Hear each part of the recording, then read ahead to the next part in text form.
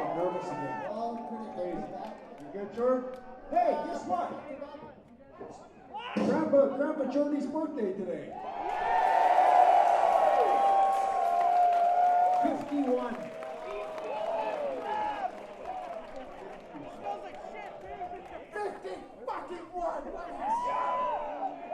Jordan, you were only 30 when you wrote this next song. That is nuts. Yeah.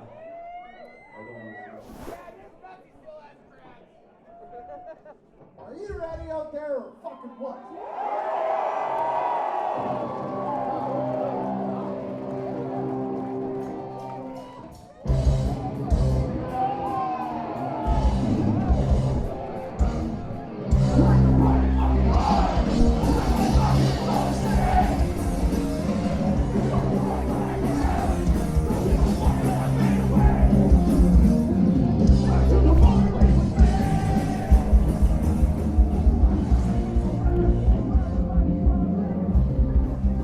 You are listening to Unscripted Moments, a podcast about Propagandhi.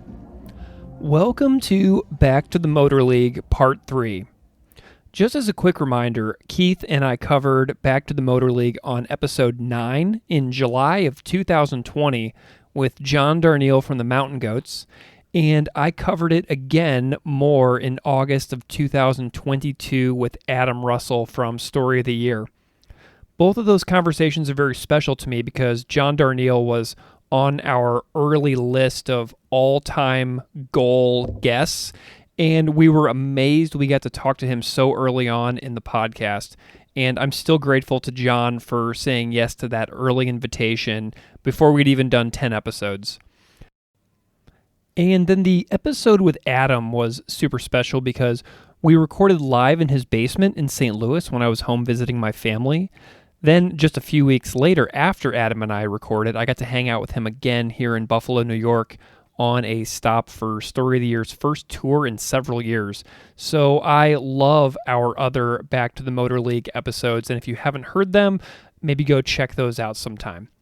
So this one is special because we've got a great cover and a very fun and lively conversation with Chris Navarette from the band Fine Dining. Chris and his friends get together once in a while to make covers for a very nicely produced YouTube video series. They've done The Vandals, Good Riddance, and lately many of you saw their Back to the Motor League cover where they used an 80s metal theme for a great performance. It's truly wonderful, and you're going to hear it in just a second. Chris was a great conversation partner and told me all about his love of Propagandhi, how they inspire him as a musician and vocalist, and what it was like making this cover for such an iconic song.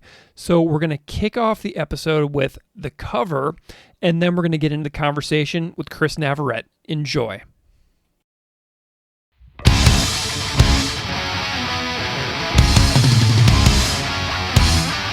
I like to party fucking hard. I like my rock and roll the same. Don't give a fuck if I burn out. Don't give a fuck if I fade away. Back to the motor league with me. Before I'm forced to face the wrath of a well-hit by in public who live vicariously through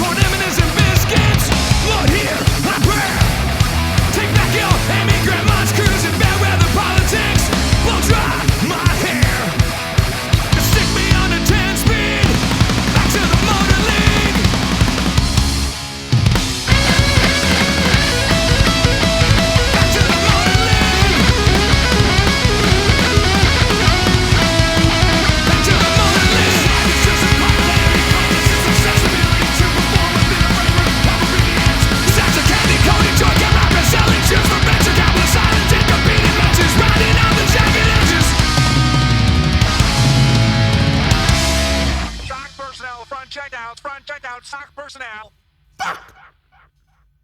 Chris Navarette, welcome to Unscripted Moments, a podcast about Propagandhi. Thanks for having me. It's a delight to have you here, Chris. I'm wondering if you can just spend a moment and introduce yourself to the listeners out there, however you see fit. My name's Chris. Been playing in bands for a little over 20 years. And my recent band that I have taken seriously, I guess, is Fine Dining. Mm-hmm. And sure that gets lost in translation. A lot of people think we're just the band or that we're not even a band, that it's Fine Dining at the show. So I have that cursed name, but I think it's funny. I think it's a cool name. So Fine Dining, find us on social media, Fine Dining Punk Rock, just so it's not end up at some lobster and steak restaurant. Are you the singer in that band? Yes, I'm the singer and lyricist, and and then with my cover project that you found me on, I just it's called Broke Singer Chris is my channel, but the first program I started is Broke Ass Incorporated, and that's just always been my name. As a singer, I never made any money off of this, so that's always been kind of my moniker.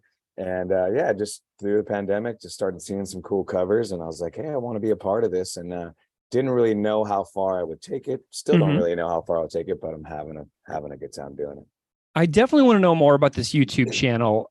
So everybody out there listening will have already heard your cover of Back to the Motor League that led into this conversation. So everybody already knows what you did in audio form, but your YouTube channel is a lot more than just, people playing the song as cameras in their home studios or their living rooms or whatever. These videos go above and beyond that. And I'm wondering if you can tell me kind of about the approach that you and the people who make the videos with you, your pals, how you all approach making these videos, because you go on location and stuff like that. It's really cool. So tell me a little bit more about the approach to these videos. Yeah, at first I think it was everyone did the split screen thing, and your eyes get kind of bored. You're just kind of you're trying to look at everybody and seeing what they're doing, and I guess maybe it makes you watch it a couple more times, so that might be cool. But I think at first I was just trying to meet somebody who knew how to edit. And so when I first started out, I met this awesome dude named Clement in France. Figured out, he was like, okay, this guy's a Pennywise fan. That's one of the songs I wanted to cover right off the bat. And he kind of took the reins as far as editing and mixing. And so I was like, okay, cool. So I was kind of, at the mercy of him, no pun intended. Mercy. But it was just it was whatever, this guy, he's cool. And I would talk to him, and it was just ridiculous trying to understand. And I love accents. I think it's the coolest thing ever. So I find myself talking like him, and I'm like, how do you say we're going to do like this? It's great. And I think eventually it became so much work that he was having a child, I have a kid, and I was like, okay, we need more people involved in this. And if I'm going to take it further, basically, I had to get some people involved. And my buddy, Ron McIntyre, he runs Felony Records. He was in my wedding. I was in his wedding.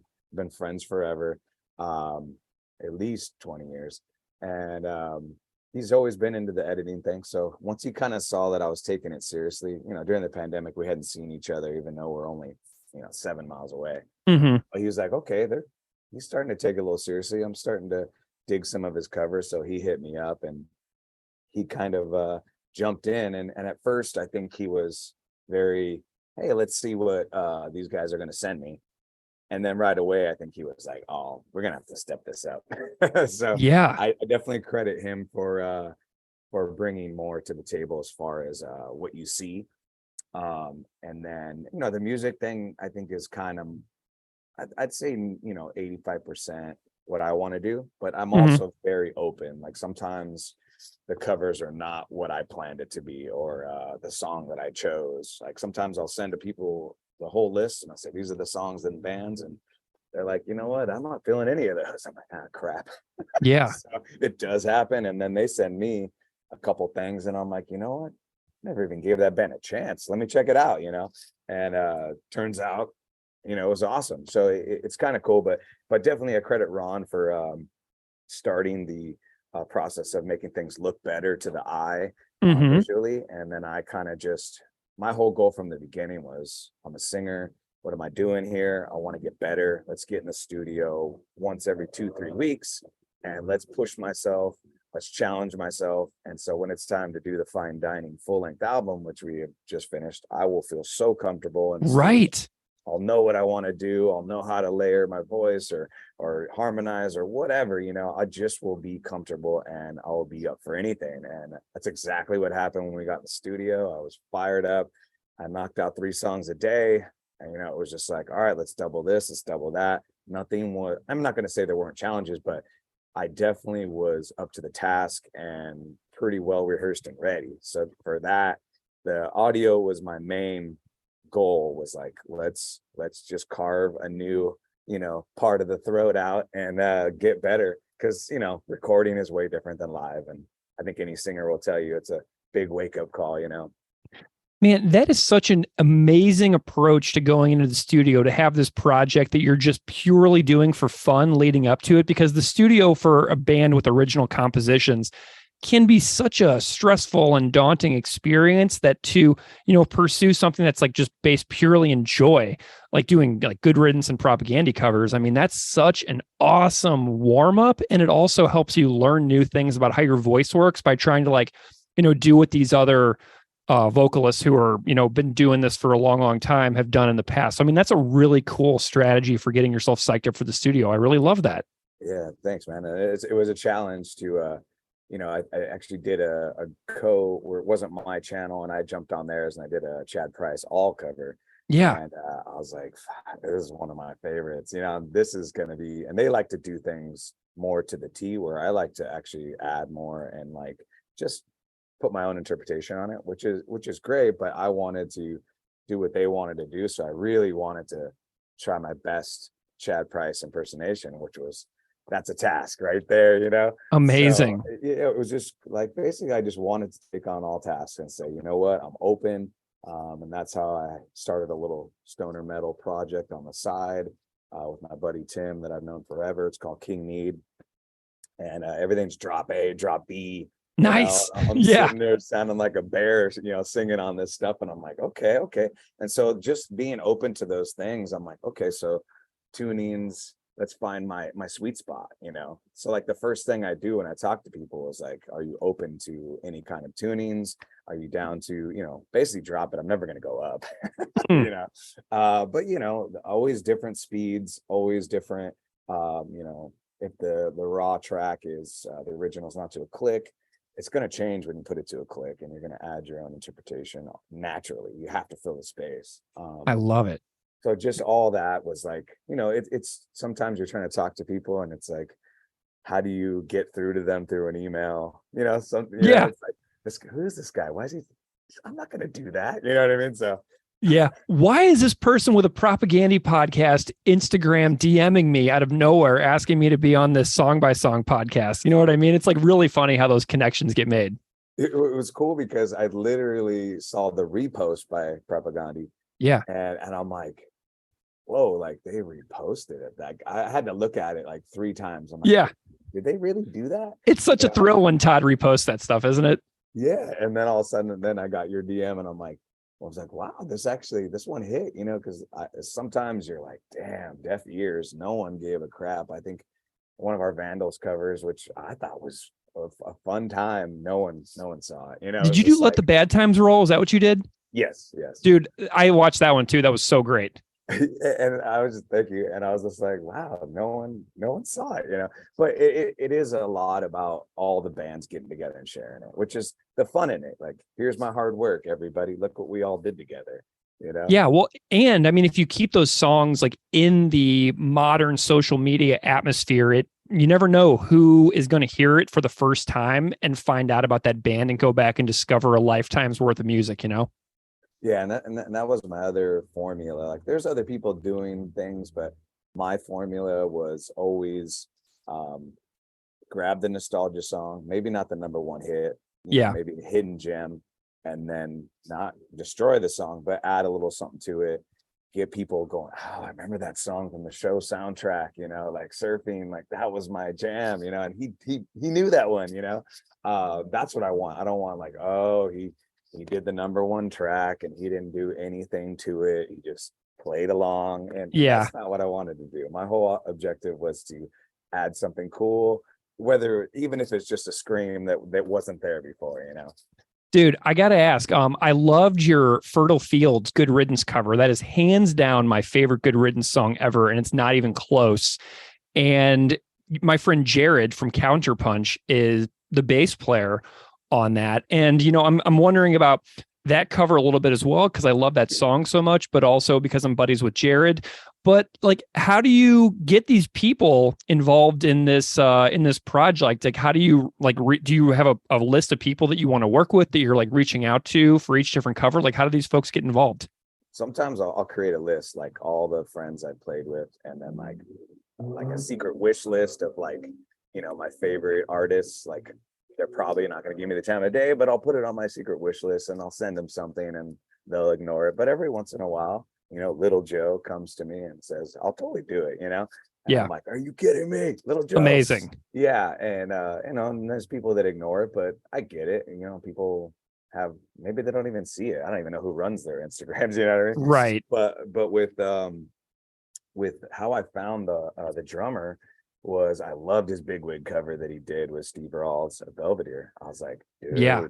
that's killer. And that's actually how I found Josh, who's the guitar player. We're doing a Gorilla Biscuits cover coming up. Mm. And so it was cool. I kind of found this almost little Canadian scene. Like, I was like, okay, I got Dustin, this guy rips on drums, you know, and he introduced me to Paul, the bass player from Trigger Happy.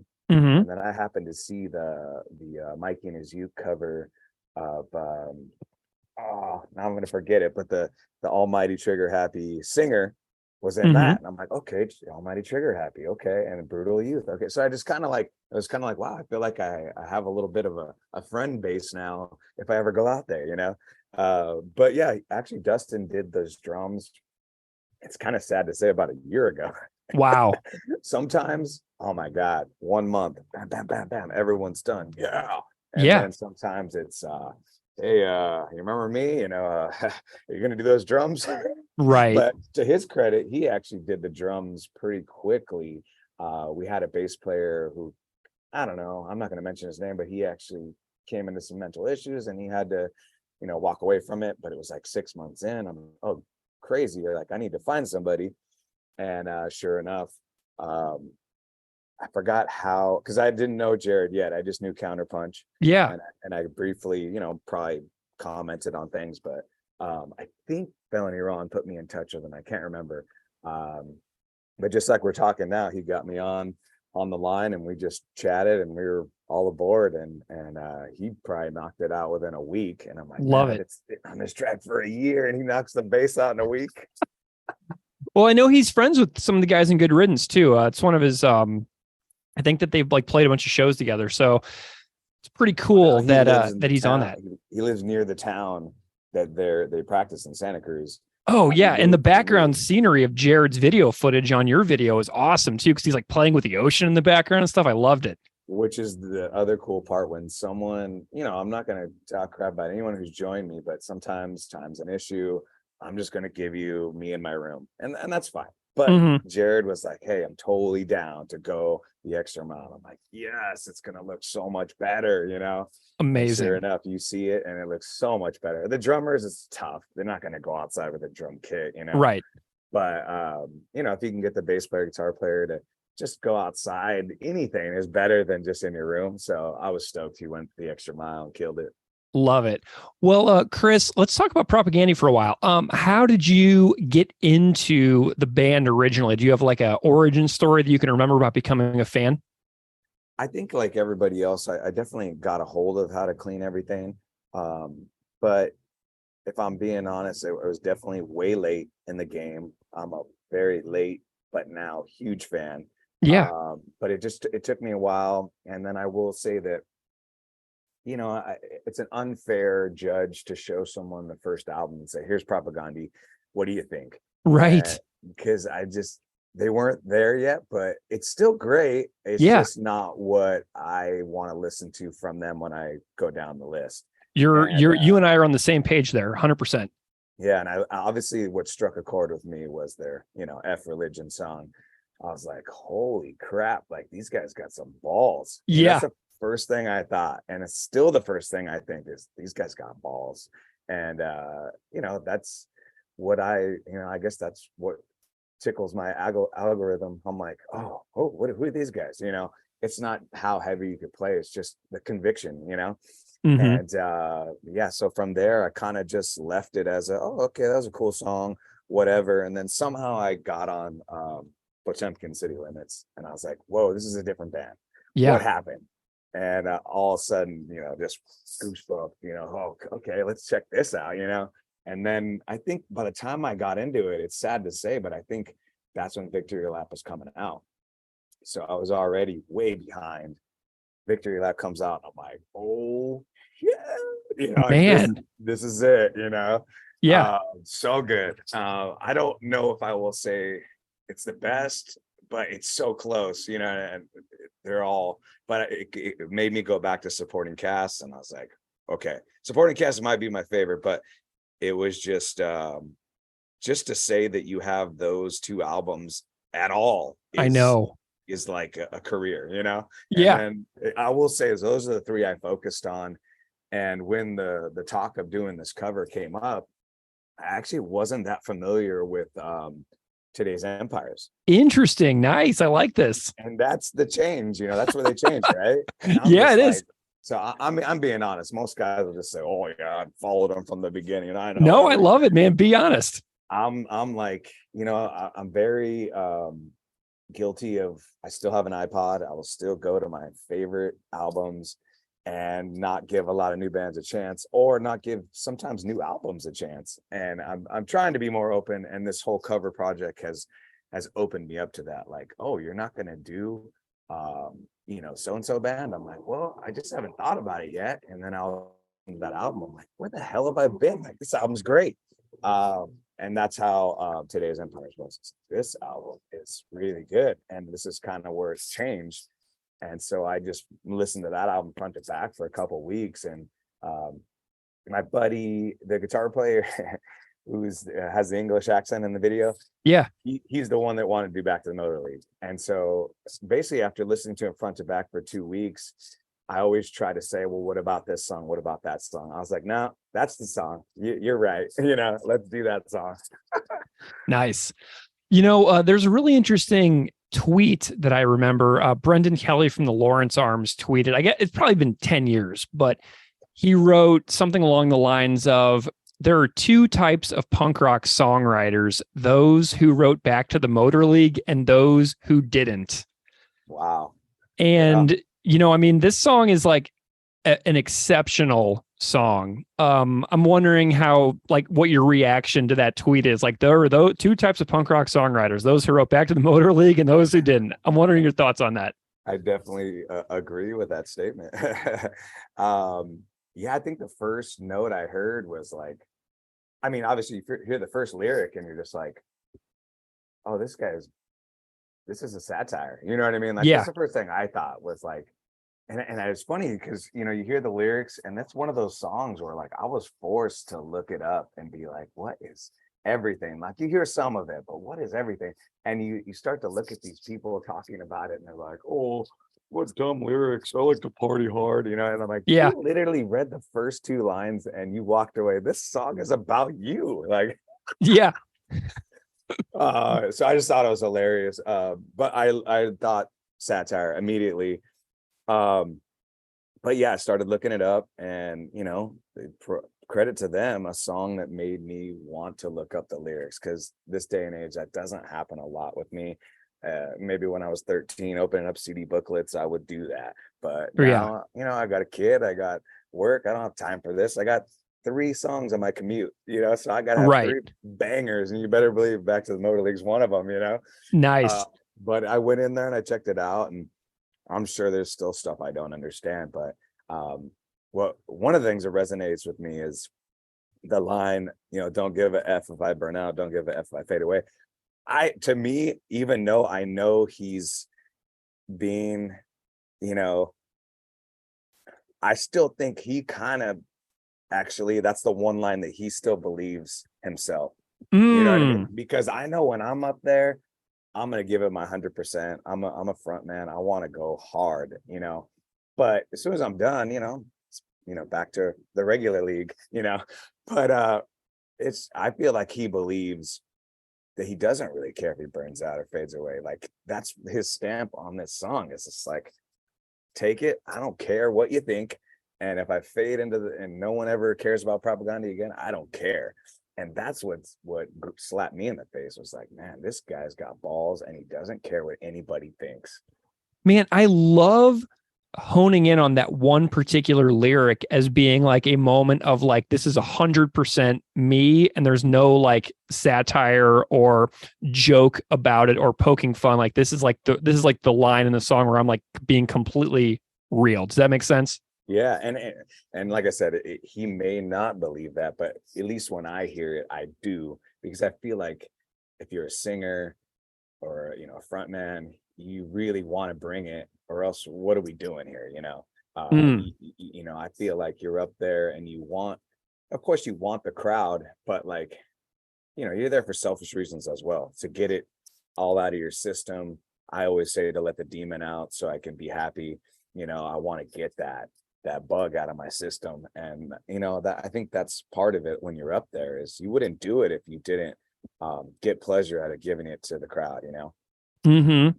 So whenever you were prepping for making this song, like doing it in the studio, like tell me a little bit about like what you had to do to get these vocal takes and like, get it all lined up and, nicely harmonized. And you did a bunch of, I presume you did several takes. Can you tell me a little bit about the experience of doing the actual performance for you? So Scott from 10 Foot Pole, he did ask me if he wanted to tune down. And I felt like I didn't need to. Looking back on it, maybe it could have helped me a little bit, because it was a challenge. This is not an easy song to sing.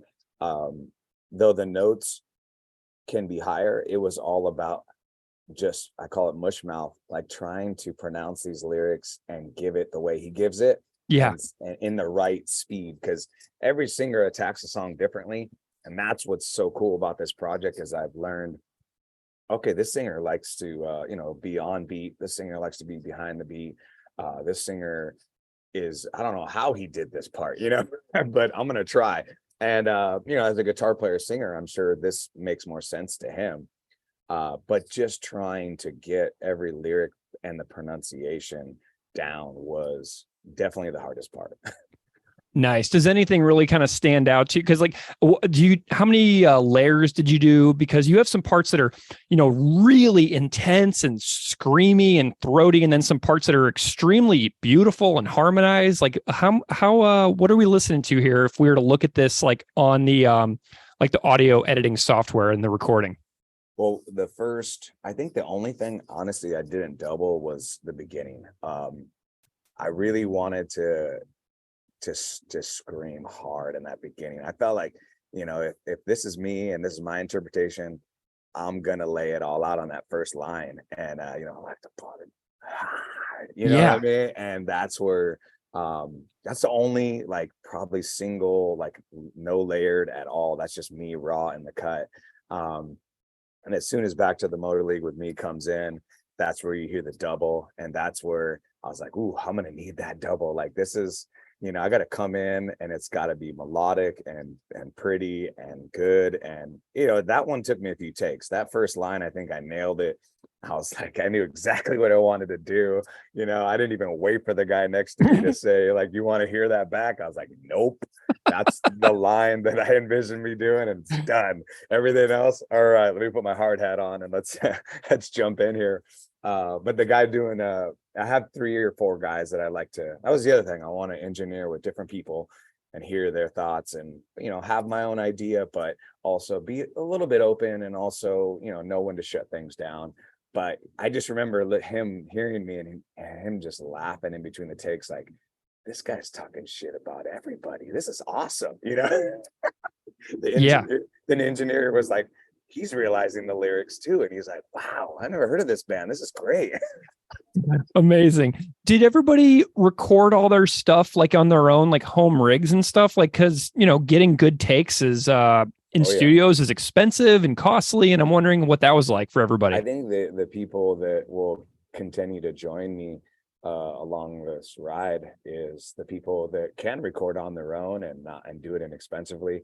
The drummer for sure, Aaron actually, this is the first one he edited and had the idea for the whole video. But Aaron knows how to record his drums, and he's actually really good friends with Scott from 10 Foot Pole. And so Scott, being now his own engineer himself, has shown Aaron a few things. I think they've kind of worked together. So, they're right at home with each other. And I think Scott could clean up whatever he needed to clean up if he had to. I don't even know if he had to. But yeah, Scott has a home rig, so he did his own guitar. And I believe Dave recorded himself too. So in this case, I think everyone, Loic, he did it all at home. So in this case, everyone did everything at home except for me. I think as a singer, it's just tough to hit pause and start over and just work in the computer, work in the reins while you're trying to be in the moment and sing.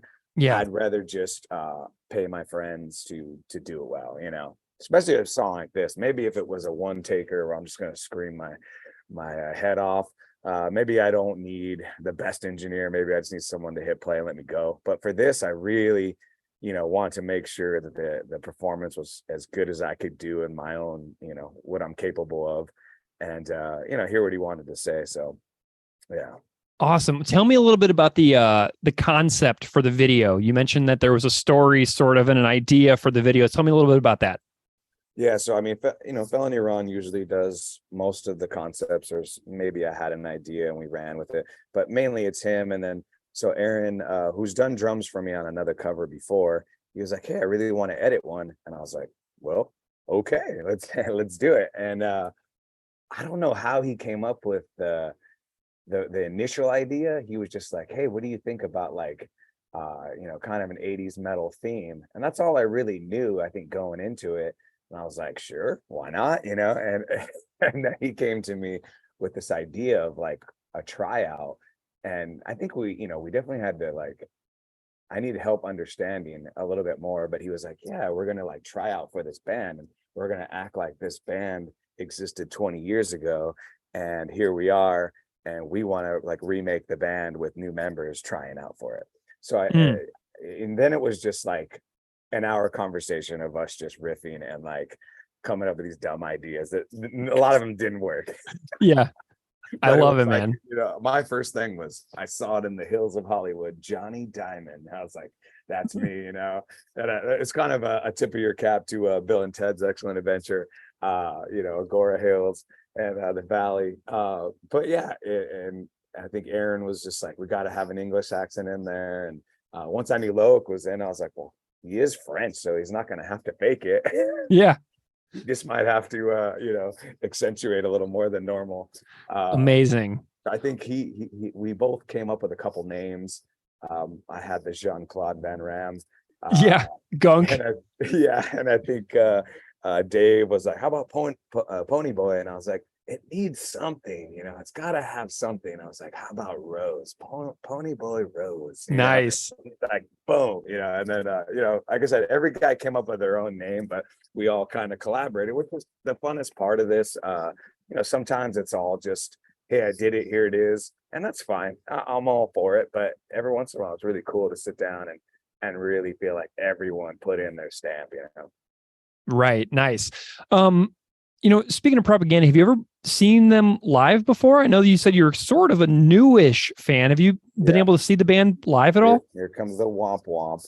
Yeah, oh, bummer, man. Seen them live. I have not. I've watched a lot of footage of them, and worked out and ran and cleaned the house to a lot of Propagandhi, but I have not. It's on my list, which is sad to say that they did come through recently on a makeup tour, I think, because I think someone got COVID and they came through. But having a 6-year-old and for me, it's like if I play once a month, I feel guilty asking to go out too. Sure. But my thing is always like, hey, if I can play the show, perfect. Yep, exactly. Make a little bit of money, cover your costs. Yeah, I mean, the money is not even important these days.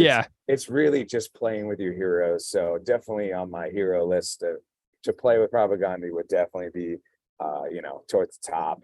And yeah, that's really, I think, why I joined a band was to, definitely to, make a record. But you want to play with your heroes, the people that inspired you.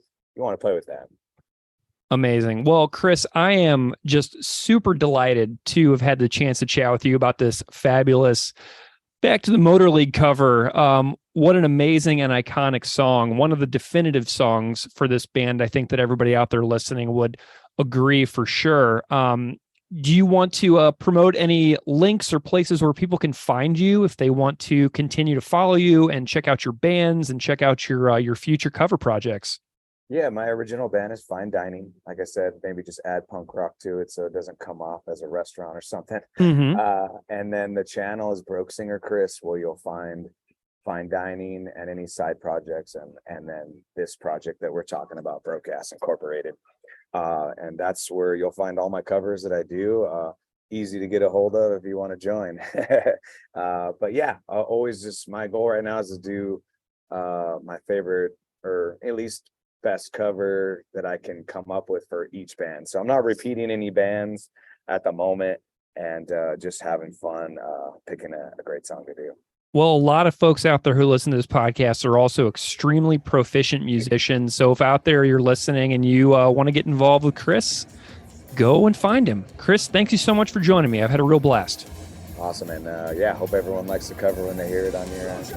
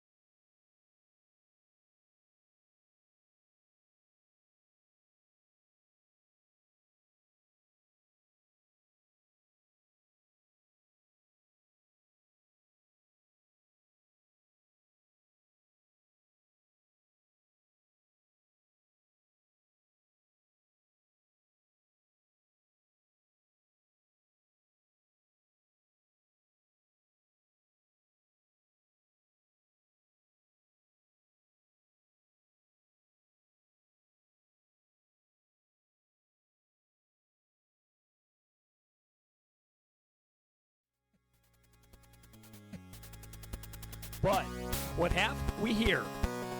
15 years later, it still reeks of swill and chicken formists with their fists in the air. Like father, like son, rebels bloated on corn, M&Ms, and biscuits. Lord, hear my prayer. Take back my Annie Grandma's crew and my fair weather politics. Blow dry, I don't have any hair.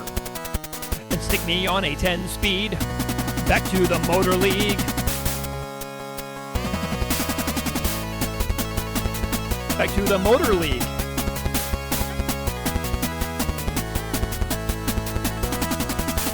Life is just a popularity contest of accessibility to perform within a framework of obedience. Just at the candy-coated joy cam rock been selling shoes for venture capitalists, silencing competing messages, rounding off the jagged edges. Today is a good day to die.